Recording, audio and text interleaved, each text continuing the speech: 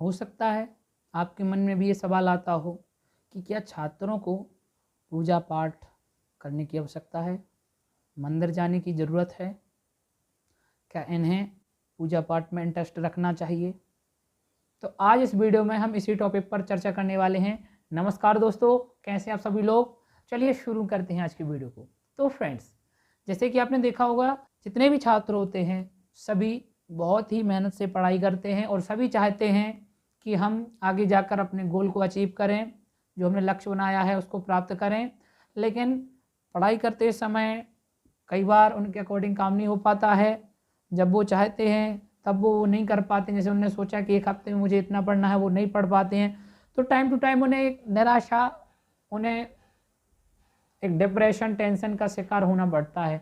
तब उन्हें इस समय पर क्या करना चाहिए। पूजा पाठ को आजकल साइंस के ज़माने में तो पूजा पाठ को ऐसे ही कहा गया है कि भाई मेहनत करिए, पढ़ाई करिए, उससे ही आगे बढ़ेंगे। लेकिन ऐसा बिल्कुल नहीं है। छात्रों को भगवान से जुड़े रहना चाहिए।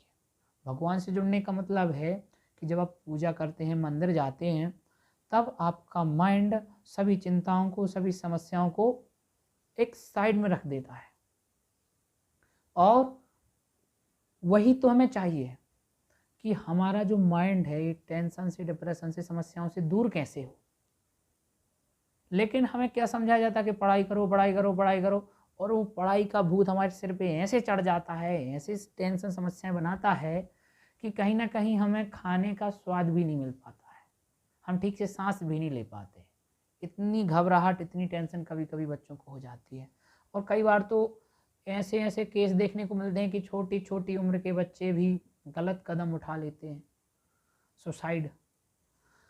तो इन सब चीज़ों से बचने के लिए हमें टाइम टू टाइम थोड़े से पढ़ाई से भी दूरी बनाने की आवश्यकता है। चाहे वो हफ्ते में एक बार हो या महीने में 3-4 बार।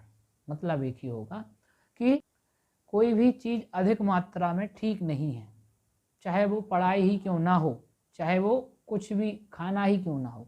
अधिक खाना खाओगे तो मोटे हो जाओगे, ज़्यादा सोओगे तो आलस आने लगेगा, ज़्यादा पानी पियोगे तो ज़्यादा फिर वॉशरूम भी जाना पड़ेगा, और ज़्यादा पूजा करोगे तो और बाकी काम के लिए भी उतना टाइम नहीं दे पाओगे, है ना। ज़्यादा घर का काम करोगे तो पढ़ाई के लिए टाइम नहीं दे पाओगे। कि सभी कार्य, सभी काम संतुलन में ही ठीक होते हैं।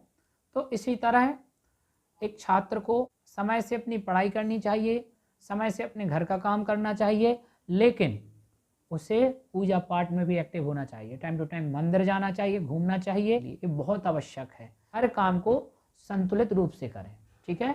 तो फ्रेंड्स, आज की वीडियो बस इतना ही।